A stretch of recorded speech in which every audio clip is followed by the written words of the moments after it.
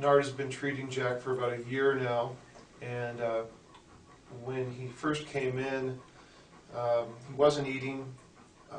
His quality of life wasn't good. He was in pain and just not feeling good. And we really didn't think he had much time left. All right, so this is Jack, and he has some back pain and some neck stiffness, and we teach about how to locate sources of pain, especially in the musculoskeletal system, in large part based on our palpation.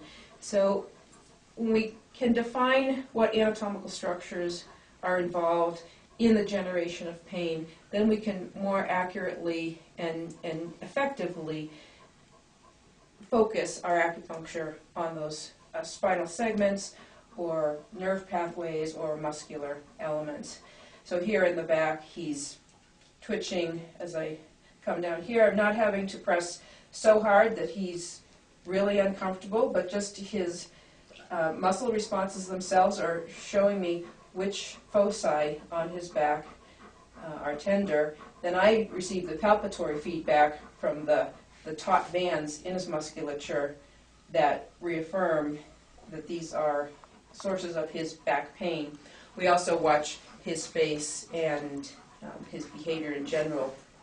And then just the needle insertion, we isolate that taut band once again, place the needle, insert it, stimulate it, and it's as simple as this and innocuous as this, but effective to the point that you're not going to treat these myofascial restrictions as definitively with any drug. You really need a physical medicine intervention to treat this physical medicine problem. A few minutes into the acupuncture treatment, we start to get our endorphin liberation and other neurotransmitter effects, and some of the tension in his back is dissipating, and they generally enjoy the treatment quite a bit. We also explain the use and application of soft tissue techniques.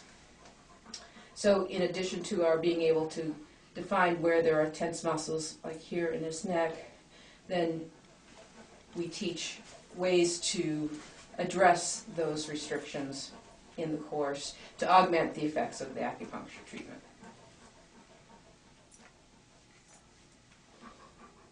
So here we feel some ropiness in these extensor muscles of the antebrachium, a little bit in the biceps. Absolutely has some tenderness to palpation here. We can insert our needle. This acupuncture point, large intestine 11.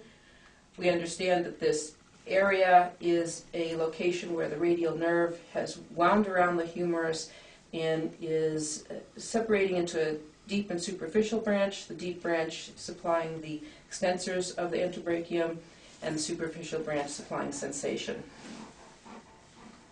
By actually knowing what anatomy we're working with, then we can better predict and be more informed about the consequences of stimulating certain anatomical structures that will deliver our physiological benefit.